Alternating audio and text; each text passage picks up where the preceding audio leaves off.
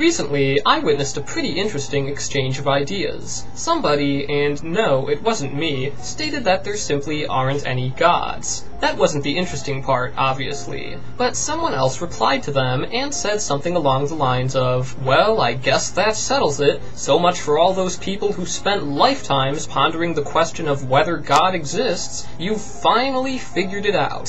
See, they were being sarcastic. Immediately, I was a bit puzzled. I've actually seen this kind of thing play out before, and I could sense that there was something off about this response. But what exactly was wrong with it? It does appear to blend together a few specific fallacies. An appeal to tradition, an appeal to popularity, an appeal to authority, albeit one that isn't clearly defined, but none of these seem to fully capture the exact nature of the error. The problem lies in the implication that a great quantity of effort spent on a certain idea grants it some kind of validity, and possibly gives it a degree of immunity from criticism. In other words, the idea at stake is seen as automatically having merit simply because of how much time has been devoted to it, and the notion that all of this could be easily disproven by a new and relatively simple idea is considered somewhat implausible. The trouble is that this actually can happen. Sometimes a conceptual breakthrough really can overturn centuries of established thought, and this line of argument ignores the importance of whether the ideas in question are actually correct or incorrect. Attempting to transmute raw effort into truth is not even a matter of degree.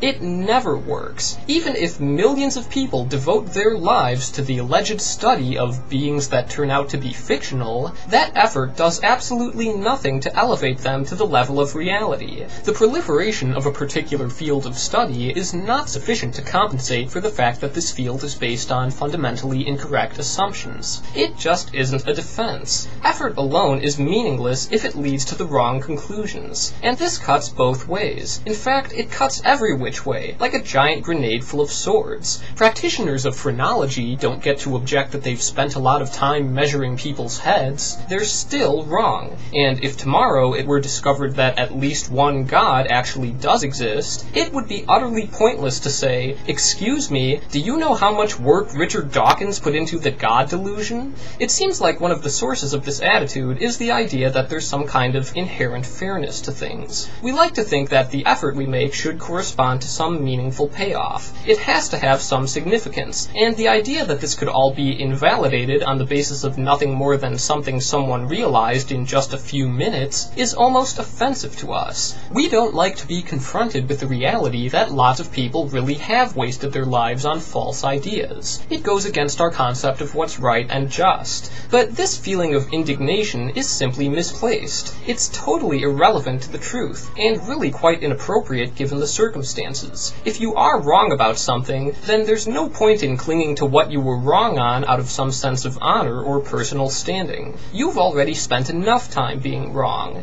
And if you say, do you know how much time we've spent on this? Your tone should be one of regret for the waste of it, not indignation. After all, you have no grounds to be angry with us just because you were wrong. And after all that effort, don't you think that you and others would want to know the right answer? Wasn't that the entire point of spending all your time on it in the first place? We should be glad to know what's right, not bitter about it, even when it denies something we were deeply invested in. It's nothing personal, it just has nothing to do with the strength of your commitment or the duration of your devotion, because when it comes to what's right, quantity will never stack up to quality.